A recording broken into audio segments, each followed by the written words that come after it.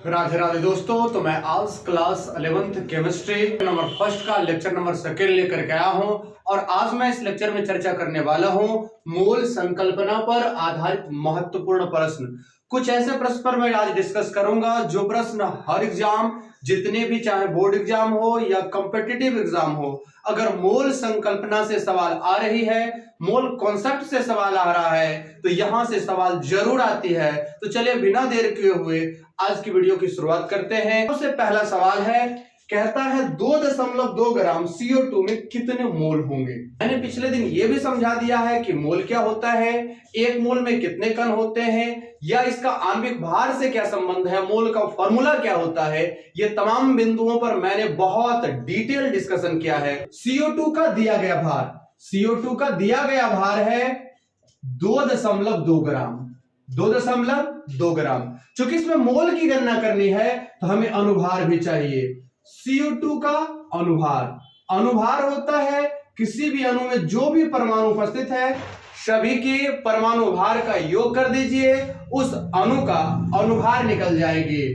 तो कार्बन का 12 होता है, ऑक्सीजन का 16 होता है, 2 पीस है तो 16 गुना 2, 12 प्लस 16 दूना 32, 12 और 32 मिलाकर के 44, अर्थात 44 ग्राम मोलर मास होता है CO2 का। तो इसमें मोल की गणना करनी है। मोल बराबर फॉर्मूला होता है दिया गया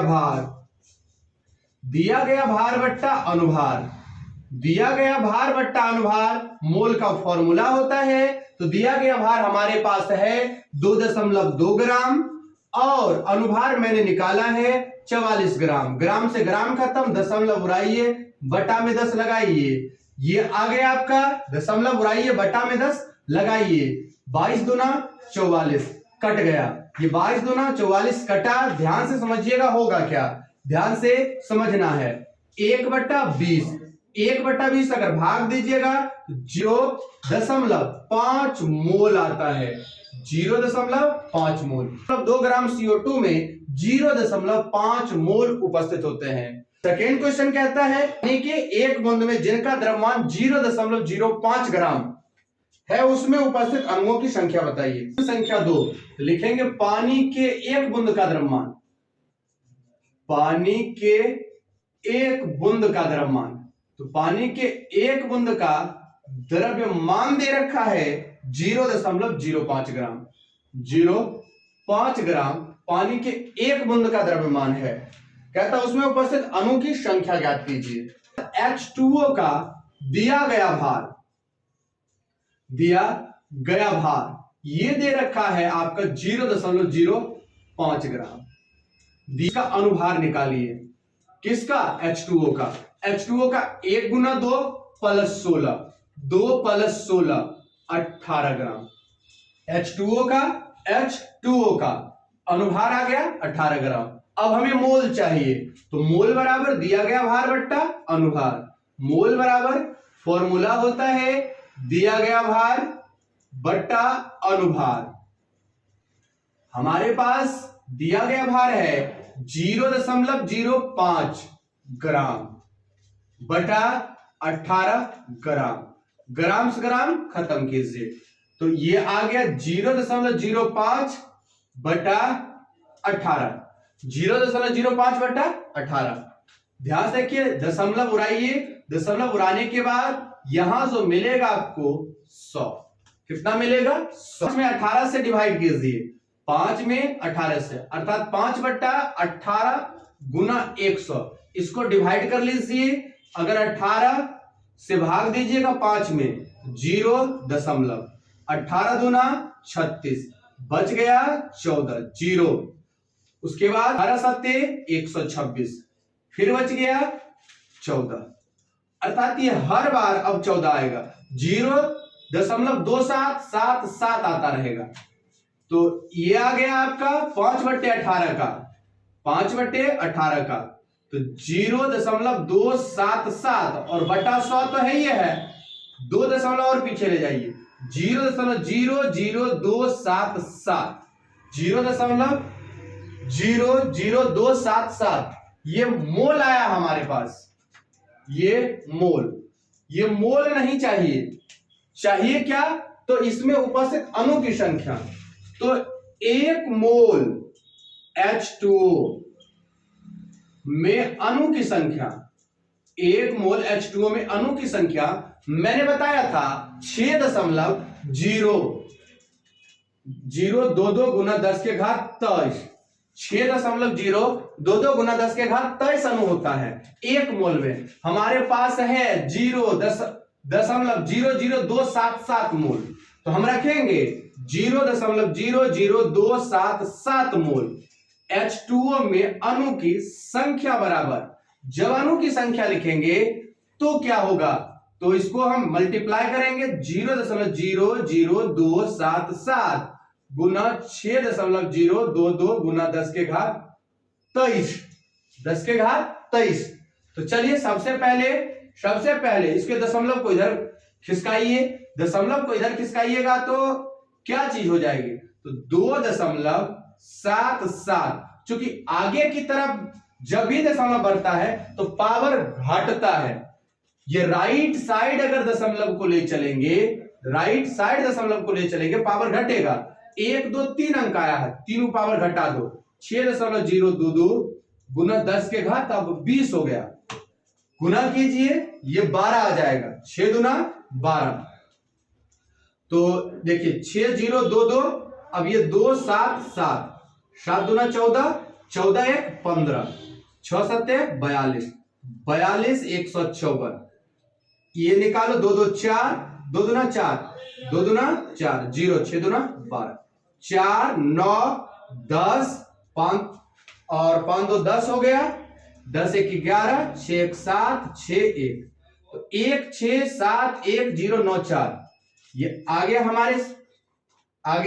हमारे पास 16710994, 3 2 5, 1 2 3 4 5, 16.71094 इंटू 10 टू द पावर 20। एक दशमलव पीछे लाओ, 1.671094 इंटू 10 टू द पावर 20। ये H2O अणु आया कितना में अणु आया सर, एक पावर बढ़ जाएगा, 1.671094 गुना 10 के घात 21 अणु आया है। एक बूंद पानी लिया आपने और एक बूंद पानी में 0.05 ग्राम पानी था जिसमें इतना अणु है। तीसरा प्रश्न कहता है यदि किसी गैस के 94.5 ml का द्रव्यमान एसटीपी पर 0.2231 ग्राम हो तो अनुभार ज्ञात कीजिए। दिया गया भार, तो ये द्रव्यमान दे रखा 0.2231 ग्राम, ये दिया गया भार है। उसके बाद आयतन दे रखा है, वो भी एसटीपी पर, एसटीपी मतलब मानक ताप और दाब, स्टैंडर्ड टेम्परेचर एंड प्रेशर पर। इसका आयतन दिया गया है 94.5 ml। अनुभार ज्ञात कीजिए, इसका अनुभार ज्ञात कीजिए। ज्ञात करने के लिए हमें पहले घनत्व चाहिए, क्योंकि आयतन है और आयतन और द्रव्यमान में संबंध घनत्व से ही होता है। तो चलिए मैं सबसे पहले आपको घनत्व निकाल दूं। घनत्व, ये डेंसिटी D बराबर द्रव्यमान बटा आयतन होता है, मास बटा वॉल्यूम, द्रव्यमान बटा आयतन। द्रव्यमान दे रखा है 0.2231 ग्राम बटा आयतन है 94.5 ml। आयतन है 94.5 ml। अनुभार बराबर, याद रखिए, अनुभार बराबर मोलर आयतन गुना घनत्व होता है। तो मोलर आयतन एसटीपी पर होता है, किसी गैस का मोलर आयतन एसटीपी पर होता है 22.4 लीटर, और गुना घनत्व दे रखा है आपके सामने 0.2231 ग्राम बटा 0.2231 ग्राम बटा 94.5 ml। ml को लीटर में बदलने के लिए 1000 से डिवाइड करनी होगी, 1000 से डिवाइड, 1000 से इसको भाग देंगे, अब आ गया ये लीटर में। अब अगर लीटर में आया और इसको सॉल्व करेंगे तो लीटर से लीटर खत्म, तो 22.4 गुना 0.2231 दो दो तीन एक गुना 1000 बटे 94.5 बटे 94.5। और जब इस सबको सॉल्व करते हैं तो ये आता है 52.9 ग्राम, या इसी को लगभग लिखा जाता है 53 ग्राम। 52.9 ग्राम, या इसी को लिखते हैं 53 ग्राम। तो ये तीसरा प्रश्न था। चौथा प्रश्न क्या कहता है, अवोगाद्रो संख्या जितना रुपया है आपके पास और आप 10 लाख रुपया प्रति सेकंड से खर्च कर रहे हैं, तो एवोगाद्रो संख्या जितना पैसा को खर्च करने में कुल कितना समय लगेगा? तो कुल रुपया बराबर, ये चौथा प्रश्न है, कुल रुपया बराबर है 6.022 गुना 10 के घात 23। 10 लाख रुपया खर्च करने में लगा समय,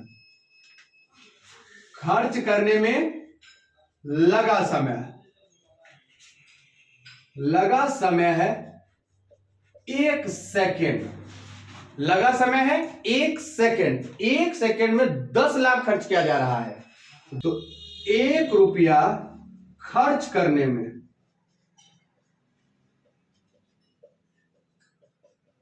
लगा समय, 1 रुपया खर्च करने में लगेगा समय 1/10 लाख सेकेंड, 1/10 लाख सेकेंड। अब कितना रुपया खर्च करना है? 6.022 गुना 10 के घात 23 रुपया खर्च करने में लगा समय। 1 रुपया में इतना लग रहा है, इतना में कितना लगे, इतना गुना कर दोगे तो 6.022 गुना 10 के घात 23 गुना 1/10 लाख, 10 लाख। ये सेकंड आया है। सेकंड को मिनट में बदलने के लिए 1/60 से गुना करोगे, मिनट को घंटा में बदलने के लिए यह मिनट में आ गया, मिनट को घंटा में बदलने के लिए 1/60 से, घंटा को दिन में बदलने के लिए 1/24 से गुना करना है, ये आवर में आया। और दिन को साल में बदलना है 1/365 से। अब ये आएगा आपका ईयर। ये संख्या जो टोटली आप सॉल्व कीजिएगा तो आपके पास जो 1 मोल रुपया है इसे खर्च करने में लगा समय आएगा। तो ये हमारे पास कितना रुपया था? 6.022 गुना 10 के घात 23। इतना रुपया है वो मैंने प्रति सेकंड 10 लाख की रफ्तार से खर्च किया, तो हमें इतना समय लगा। और इसे अगर सॉल्व करेंगे तो लगभग जो समय आएगा 1.9 into 10 to the power 10 year लग जाएगा, अर्थात 1.91 गुना 10 के घात 10 वर्ष लगेगा खर्च होने में। अगर मान लीजिए इतना पैसा आपके पास हो और प्रति सेकंड आप 10 लाख रुपया खर्च कर रहे हो, तो ये रुपया खर्च करने में 1.91 गुना 10 के घात 10 ईयर या वर्ष लगेगा, ईयर या वर्ष लगेगा। तो हमारे पास कितना था? अवोगाद्रो संख्या जितना रुपया। अवोगाद्रो संख्या क्या होता है? 6.022 गुना 10 के घात 23। तो 10 लाख रुपया खर्च करने में लगा समय बराबर 1 सेकेंड। 1 रुपया खर्च करने में लगा समय 1/10 लाख सेकेंड। इसीलिए 6.022 गुना 10 के घात 23 रुपया खर्च करने में लगा समय। तो जितना रुपया है उतना में समय से गुना करेंगे। 6.022 गुना 10 के घात 23 गुना 1/10 लाख, ये सेकेंड में आएगा। सेकेंड को अगर मिनट में बदलना है, सेकेंड को मिनट में बदलने के लिए 60 से डिवाइड करते हैं, 60 से डिवाइड करते हैं। मिनट को घंटा में बदलने के लिए 60 से डिवाइड करते हैं। घंटा को दिन में बदलने के लिए 24 से डिवाइड करते हैं। और घंटा को साल में और दिन को साल में बदलने के लिए 365 से डिवाइड करते हैं। और ये सबको अगर हम सॉल्व करते हैं तब आता है 1.9 into 10 to the power 10 year अर्थात 1.91 गुना 10 के घात 10 वर्ष समय लग जाता है। 5वां सवाल है 200 मिलीग्राम CO2 से 10 के घात 21 अणु अलग कर देने पर इसमें बची मोल की संख्या ज्ञात कीजिए। अब आपके पास कुछ था, उसमें से कुछ निकाले, कितना बचा वही ज्ञात करना है। भार दिया गया भार हमारे पास है 200 मिलीग्राम। 200 मिलीग्राम, मिलीग्राम को ग्राम में बदल दीजिए। इसके लिए 1000 से डिवाइड कीजिएगा, 1000 से डिवाइड कीजिएगा, आएगा 0.2 ग्राम। अर्थात हमारे पास 0.2 ग्राम CO2 है। तो इसका अनुभार निकालते हैं। अनुभार बराबर होगा, अनुभार बराबर 12 जोड़ 16 गुना 2, 12 प्लस 32 बराबर 44 ग्राम। अनुभार आ गया 44। तो अब मोल निकाल लीजिए। मोल बराबर भार बट्टा अनुभार, मोल बराबर भार बट्टा अनुभार। भार कितना दे रखा है 0.2 ग्राम। अनुभार कितना दे रखा है 44 ग्राम। ग्राम से ग्राम खत्म, 10 22। तो आ गया आपके पास, आ गया इससे 22 से 1/22 अर्थात 220। 1/220 मोल आया है, 1/220 मोल आया है। तो एक मोल में कितना कण उपस्थित होता है, तो लिखेंगे 1 मोल में उपस्थित CO2 अणु बराबर CO2 अणु की संख्या बराबर 1 मोल में है 6.022 गुना 10 के घात 23। 1 मोल में उपस्थित CO2 अणु की संख्या बराबर 6.022 गुना 10 के घात 23। 1 मोल में हुआ। अब कितना निकालना है 1/220 मोल उपस्थित CO2 अणु की संख्या। 1/220 6.022 गुना 10 के घात 23। 1/220 गुना 6.022 गुना 10 के घात 23। ये है हमारे पास मोल का संख्या, 1 मोल में उपस्थित CO2 की संख्या। इसमें से निकाल लेना है, इसमें से निकाल लेना है कितना, तो 10 के घात 21 अणु 120 गुना 6.022 गुना 10 के घात 23 अणु CO2 में से 10 के घात 21 10 के घात 21 अणु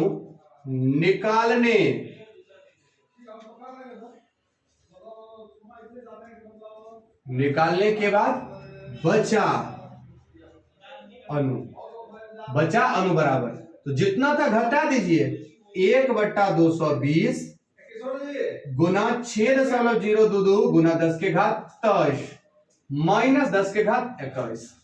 अगर इसको हम आगे सॉल्व करना चाहें तो थोड़ा सा इधर ले आएंगे, 602.220 गुना 10 के घात 21 गुना 10 के घात 21, 10 के घात 21 दोनों मिल रहा, कॉमन ले लेता है। 10 के घात 21 कॉमन आ गया।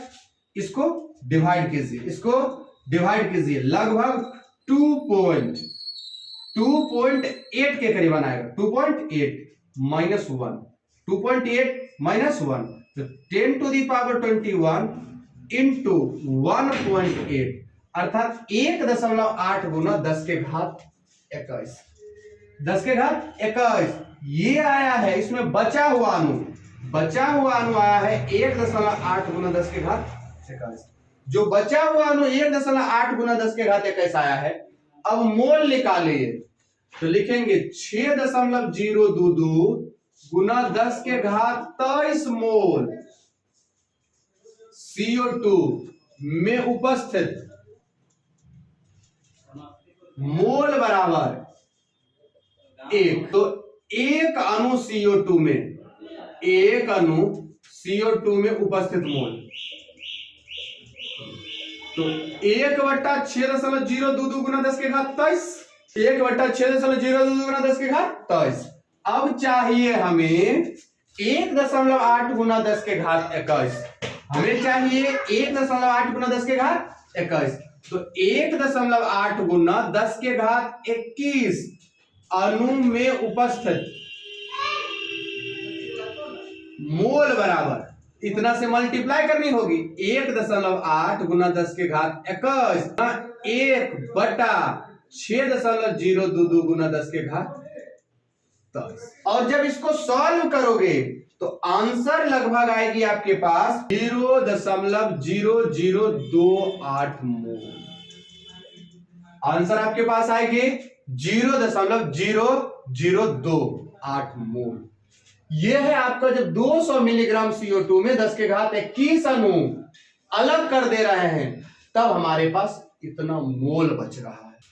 छठा प्रश्न है 0.32 ग्राम CH4 में मोल व अणुओं की संख्या ज्ञात कीजिए। तो चलिए इसको सॉल्यूशन करते हैं, सॉल्व करते हैं। दिया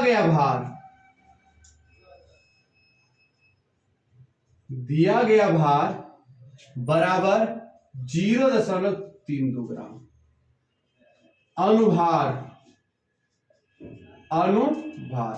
अनुभार निकालिए 12 + 1 गुना 4 अर्थात 12 + 4 अर्थात 16 ग्राम। अनुभार आ गया 16 ग्राम। चाहिए मोल बराबर दिया गया भार बट्टा अनुभार। मोल बराबर दिया गया भार बट्टा अनुभार। दिया गया भार है 0.32 बट्टा 16 दशमलव उड़ाइए 32 × 160 1/5 अर्थात 0.2 मोल। 0.2 मोल।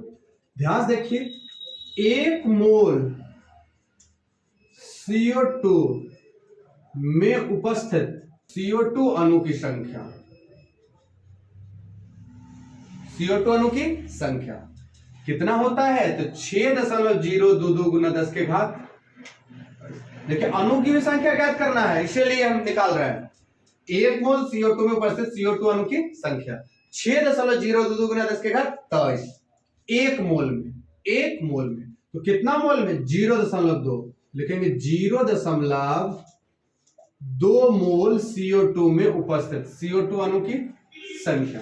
तो 0.2 से गुना करोगे 0.2 गुना 6.022 गुना 10 के घात 23 कर कीजिएगा तो 6 2 12 6 2 12 6 2 12 कितना?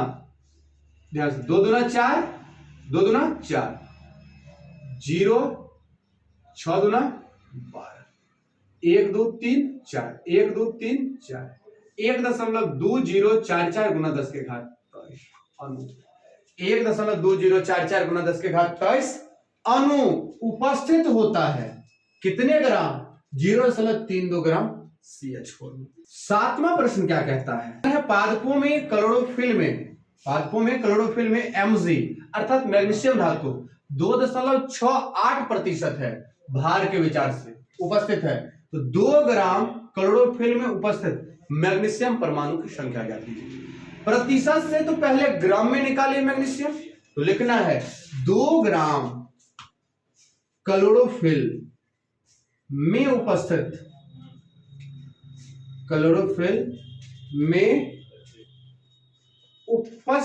2 ग्राम क्लोरोफिल में उपस्थित Mg की मात्रा अर्थात मैग्नीशियम की मात्रा। 2 ग्राम का कितना प्रतिशत? 2 ग्राम का 2.68%। तो 2 गुना 2.68 प्रतिशत हटा 100 इतना ग्राम। ये आया है हमारे पास मैग्नीशियम का द्रव्यमान। Mg का मोलर द्रव्यमान, Mg का मोलर द्रव्यमान होता है 24 ग्राम। मोलर द्रव्यमान होता है 24। मोल बराबर भार बट्टा अनुभार, मोल बराबर भार बट्टा अनुभार। भार दे रखा है 2 गुना 2.68 गुना 100 बटा अनुभार है 24। अनुभार कितना हो गया 24। सॉल्व कीजिए। सॉल्व करने के बाद देखिए आएगा क्या, तो 2 गुना 2.68 बटा 24 गुना 100। अगर इसे काटिएगा तो 12, 12 दूना 24, बच गया है 2, बच गया है 2, 12 दूना 24, बचा है 4, बचा है 4, 0, 12 तिहाई 36, अर्थात 2.2323 आता, 3 आता रहेगा और इसे भाग दीजिएगा 100 से, आएगा 0.0223, 2233। ये आया मोल, ये आया मोल। लेकिन निकालना है mg, निकालना है mg परमाणु की संख्या। एक मोल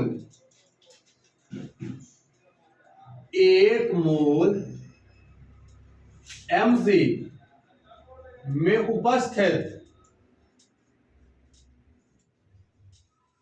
mg परमाणु, एक मोल mg में उपस्थित mg परमाणु, एक मोल mg में उपस्थित mg परमाणु होता है 6.022 गुना 10 के घात 23। इसलिए कितना मोल में चाहिए 0.02233 मोल mg में उपस्थित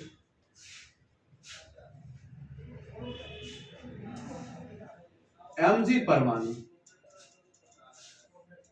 बराबर, गुना करना पड़ेगा 0.02233 गुना 6.022 गुना 10 के घात 23, 10 के घात 23। ये चीजें है आपके सामने, ये चीजें है।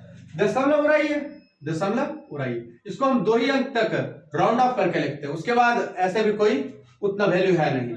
तो 0.022 गुना 6.022 गुना 10 के घात 23, दशमलव उड़ा 1000 आएगा। 1000 से 3 को घटा दो, उसको 3 हटाओ, जब भी 3 हटाओगे तो 20 आ जाएगी। इसको गुना कर दो, गुना करोगे क्या चीज आ जाएगा 22 दूना 44, हाथों की 4, 22 दूना 44, 4 48, हाथों की 4, यह 4, 22 के 6 बार पर होगे तो इस होता है 132। 3 अंक के बाद डेसिमल 1 2 3, 132, 132.484 बटा 1000 गुना 10 के घात 23। अगर इससे और हम 1 दशमलव यहां हटाते हैं, यहां लिखते दो 1.32484 गुना 10 के घात 22 गुना 10 के घात 22 परमाणु है उपस्थित कितने में, तो मात्र 2 ग्राम, मात्र 2 ग्राम क्लोरोफिल में मैग्नीशियम परमाणु इतना है। 8वां प्रश्न कहता है 0.1 मोल CO2 में कितने ग्राम CO2 उपस्थित है। दिया गया मोल बराबर मोल बराबर 0.1, दिया गया मोल हमारे पास है 0.1। CO2 का अनुभार, CO2 का अनुभार कितना होता है, यहां 12 है, जोड़ 16 गुना 32 44 ग्राम। ये एक अनुभार होता है 1 मोल का भार, तो 1 मोल CO2 का भार बराबर 44 ग्राम।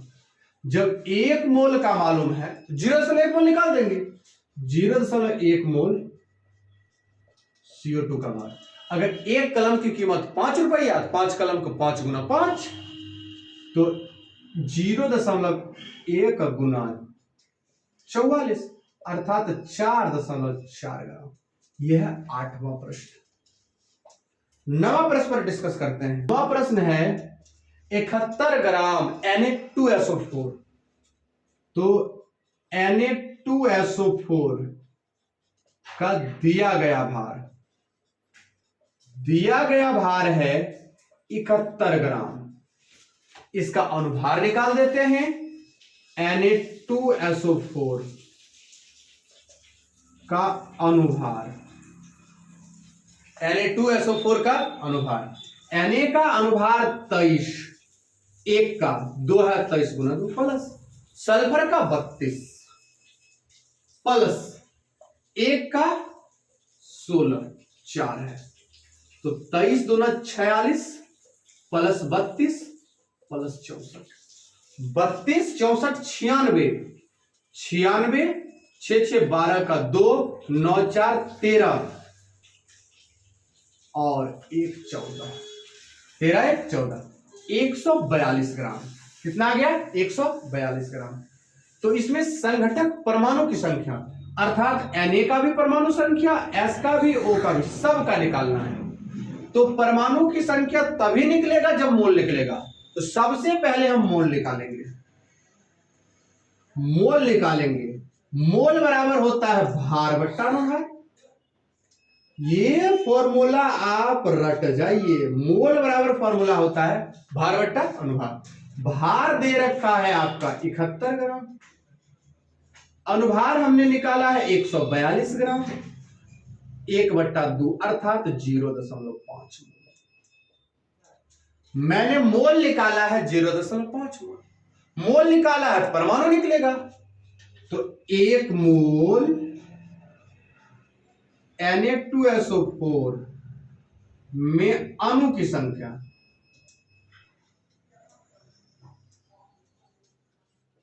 बराबर 6.022 गुना 10 के घात 23। 6.022 गुना 10 के घात 23। 1 मोल Na2SO4 में अणु की संख्या बराबर है। तो कितना मोल चाहिए? 0.5 मोल Na2SO4 में अणु की संख्या। 0.5 गुना 6.022 गुना 10 के घात 23। अगर मल्टीप्लाई करेंगे तो आधा हो जाएगा 3.011 गुना 10 के घात 23। ये अणु आया है। Na2SO4 अणु 71 ग्राम में इतना उपस्थित है। 71 ग्राम Na2SO4 में जो कुल अणु की संख्या है 3.011 गुना 10 के घात 23। अब हम अणु के अंदर भी परमाणु है उसका निकालना है। तो ध्यान से देखो, एक अणु Na2SO4 में Na का 2 परमाणु, S का 1 परमाणु व O का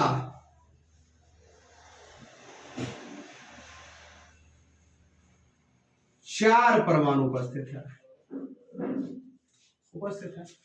अर्थात जितना Na2SO4 आएगा, जितना Na2SO4 अणु की संख्या आया है उसका दुगना संख्या हमारे पास है Na का, उतना ही संख्या है S का, उसका चौगुना संख्या है O का। तो हम निकालेंगे और लिखेंगे। क्या लिखेंगे? ध्यान से। तो 3.011 गुना 3.011 गुना 10 के घात 23। Na2SO4 में Na परमाणु की संख्या, Na परमाणु की संख्या क्या होगा? जितना होगा उसका डबल होगा, क्योंकि 1 को हम 2 को, तो 3.011 गुना 10 के घात 23 में 2 गुना 3.011 गुना 10 के घात 23। तो लिखेंगे 2 गुना 3.011 गुना 10 के घात 23 अर्थात 6.022 गुना 10 के घात 23।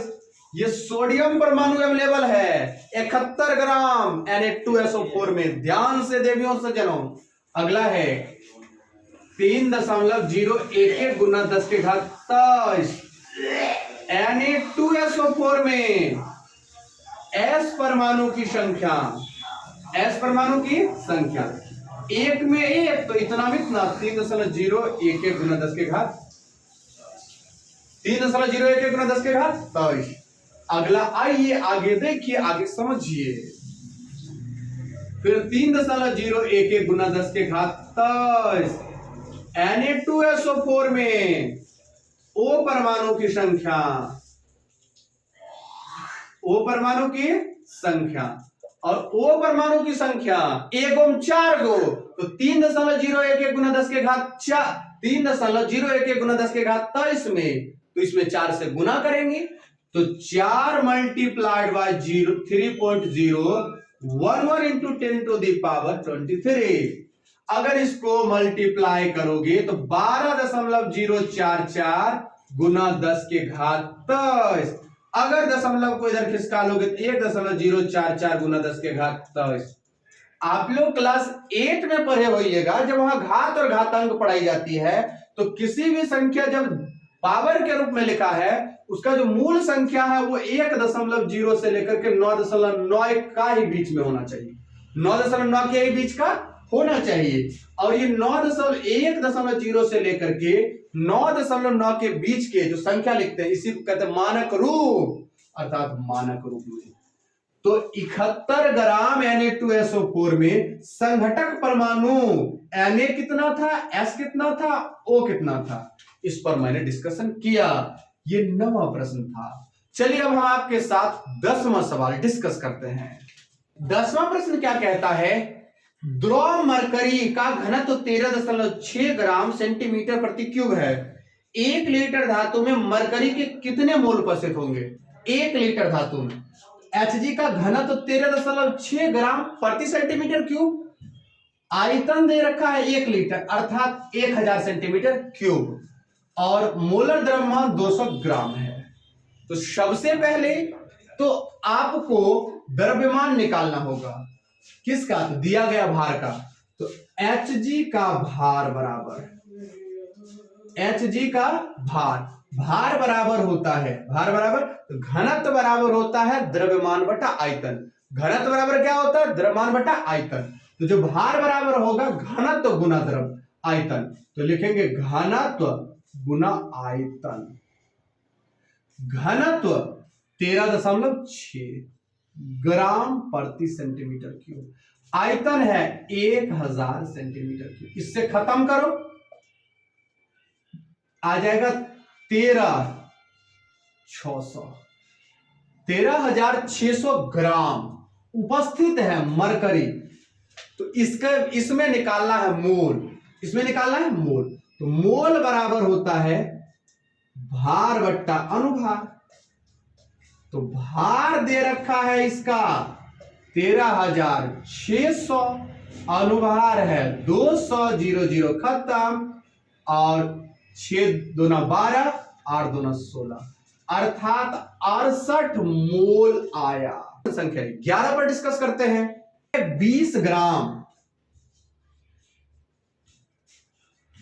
CaCO3 में P+ की संख्या निकालने। कहता है देवियों और सज्जनों, 20 ग्राम कैल्शियम कार्बोनेट में प्रोटॉन की संख्या कितनी है? 20 ग्राम कैल्शियम कार्बोनेट में प्रोटॉन की संख्या कितनी है? तो दिया गया भार कितना है? दिया गया भार है 20 ग्राम। दिया गया भार है 20 ग्राम, दिया गया भार। उसके बाद इसका अनुभार निकालेंगे। अनुभार बराबर 20 दूना 40 जोड़ 12 जोड़ 16 गुना 3, 40 12 52 जोड़ 48, अर्थात 100 ग्राम। तो CaCO3 का अनुभार आता है 100 ग्राम और दे रखा है इसका भार 20 ग्राम। निकालते हैं मोल, क्योंकि मोल पढ़ रहे हो तो मोल के बिना काम ही नहीं चलने वाली है। तो लिखेंगे मोल बराबर भार बट्टा अनुभार, भार बट्टा अनुभार। मोल बराबर भार बट्टा अनुभार। भार दे रखा है आपके सामने कितना? तो 20 अनुभार निकालने हैं। 100 काट दो 0.2 मोल आ गया। 0.2 मोल हमारे पास। मोल 2 मोल 1 मोल 1 मोल CaCO3 में अणु की संख्या 6.022 गुना 10 के घात 23 अणु। 1 मोल CaCO3 में अणु की संख्या है 6.022 गुना 10 के घात 23 अणु। तो 0.2 मोल में निकाल ही लोगे। तो 0.2 मोल CaCO3 में अणु की संख्या 0.2 मोल। तो लिखेंगे 0.2 गुना 6.022 गुना 10 के घात 23। अब देखो कितना अणु आया है CaCO3 का। अणु नहीं पूछा है, अब सवाल थोड़ा सा एक्सचेंज किया है। क्या किया है? तो कहता है प्रोटॉन की संख्या। प्रोटॉन मतलब परमाणु संख्या। तो एक CaCO3 में P+ की संख्या निकालते हैं। तो Ca का परमाणु संख्या 20, इसका 6 प्लस इसका 8, तो 8 गुना 3, 24, 36 और 20, 50। अर्थात एक CaCO3 में 50 प्रोटॉन है। तो कितना में चाहिए? तो 0.2 गुना 6.022 गुना 10 के घात 23। CaCO3 में P+ की संख्या निकालेंगे तो गुना करेंगे। 50 गुना 0.2 गुना 0.2 गुना क्या हो जाएगा? 6.022 गुना 10 के घात 23। ये प्रोटॉन आएगा। दशमलव उड़ाइए, बटा 10 बैठाइए, 10 × 50, 5 दूना 10, बढ़ा दो 6.022 गुना 10 के घात एक बार जाएगा 24। P+ आया है। इतना प्रोटॉन अवेलेबल है कितने में? तो 20 ग्राम CaCO3 में। आप 20 ग्राम अगर CaCO3 कैल्शियम कार्बोनेट संगमरमर उठा करके लाते हैं, उसमें इतना प्रोटॉन को आप उठा करके ला रहे हैं। 12वां प्रश्न कहता है कोई M तत्व है जिसका एक परमाणु का द्रव्यमान 3.15 गुना 10 के घात -23 ग्राम है। तो कहता है इसका मोलर द्रव्यमान ज्ञात कीजिए। अर्थात एक मोल का जब भी हम चर्चा करते हैं तो 6.022 गुना 10 के घात 23 परमाणु, अणु या आयन का चर्चा करते हैं। तो लिखते हैं M तत्व का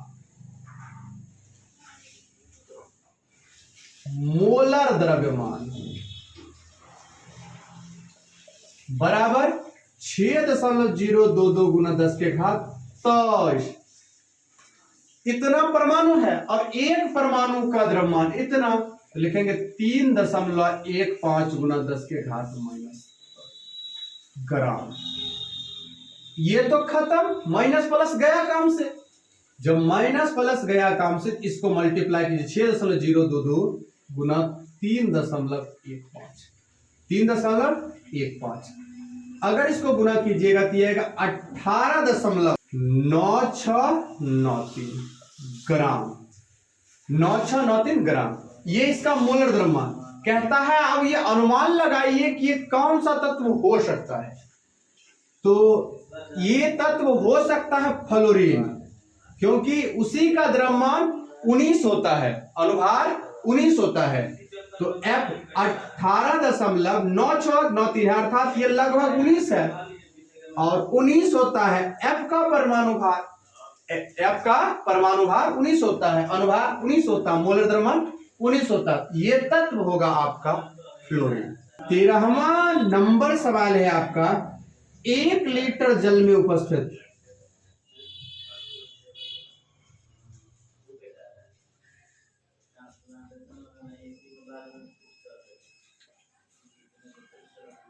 मोल की संख्या ज्ञात करें। 1 लीटर जल में उपस्थित मोल की संख्या, लीटर आयतन दे रखा है, सॉल्यूशन करते हैं। H2O का आयतन बराबर 1 लीटर, 1 लीटर अर्थात 1000 ml, 1000 ml। तो इसका घनत्व तो होता है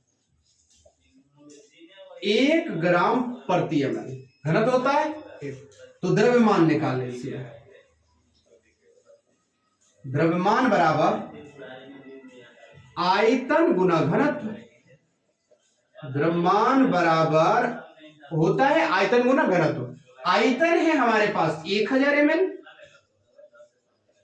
और 1 ग्राम प्रति ml, ml से ml खत्म कीजिए, 1000 ग्राम आया। ये द्रव्यमान आ गया। चाहिए H2O का अनुभार, तो लिखेंगे H2O का अनुभार। H2O का अनुभार होता है 18 ग्राम, 18 ग्राम। तो मोल बराबर भार बट्टा अनुभार। भार है हमारे पास, भार है हमारे पास कितना, तो 1000 ग्राम, अनुभार है 18, काट दीजिएगा 55.5 मोल आएगा, काट करके 55.5 मोल। ये आया है 13वां नंबर क्वेश्चन का आंसर। अब है 14वां नंबर। कहता है 107.1 ग्राम गंधक में उसके कितने मोल उपस्थित होते हैं। तो 14वां नंबर सवाल है 107.1 ग्राम गंधक में मोल निकालना है। तो सॉल्यूशन में लिखना है दिया गया भार बराबर 107.1 ग्राम, दिया गया भार बराबर 107.1 ग्राम। इसका अनुभार एक अनुभार इसका S8 के रूप में होता है। एक का होता है 32, तो चूंकि S8 के रूप में होता है तो 32 गुना 8 करना पड़ेगा, तो 32 गुना 8। अब निकालिए मोल, मोल बराबर भार बट्टा अनुभार, मोल बराबर भार बट्टा अनुभार। भार है हमारे पास 107.1, अनुभार आया है 32 गुना 8, 32 गुना 8। और इसे सॉल्व कीजिएगा तो लगभग मोल निकल के आएगा 0.418, मोल निकल के आएगा 0.418। 15वां और आज का आखिरी सवाल होने वाला और बहुत महत्वपूर्ण सवाल। अब की बार भी इसी प्रकार का क्वेश्चन नीट में पूछा गया है 2025 और 26 दोनों, 24 में भी आया था, 25 में भी आया। बहुत महत्वपूर्ण सवाल होने वाला है। चलिए अब आखिरी सवाल पर डिस्कस करके आज के वीडियो को यहीं लॉक करेंगे। आखिरी सवाल कहता है जो 15 नंबर है, 100 ग्राम सोडियम है और 100 ग्राम आयरन है। कहता है दोनों में परमाणु का तुलना कीजिए, किसमें अधिक परमाणु है, और दोनों का अंतर भी निकालना है। तो सबसे पहले Na के लिए चर्चा करेंगे। तो Na का भार 100 ग्राम, अनुभार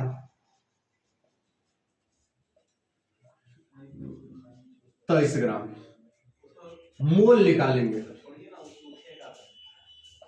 भार बट्टा अनुभार 100 बट्टा 23, तो 100 बट्टा 23 मोल आया।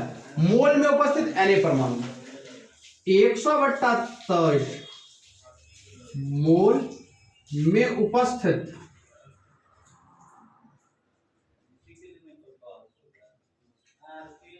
Na परमाणु।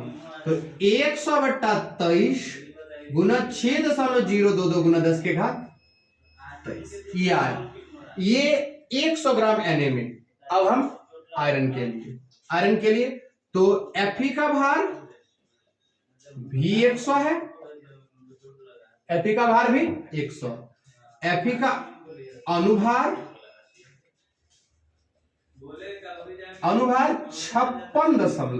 56 ग्राम, सीधा ले चलते हैं। मोल निकालिए, भार बट्टा अनुभार।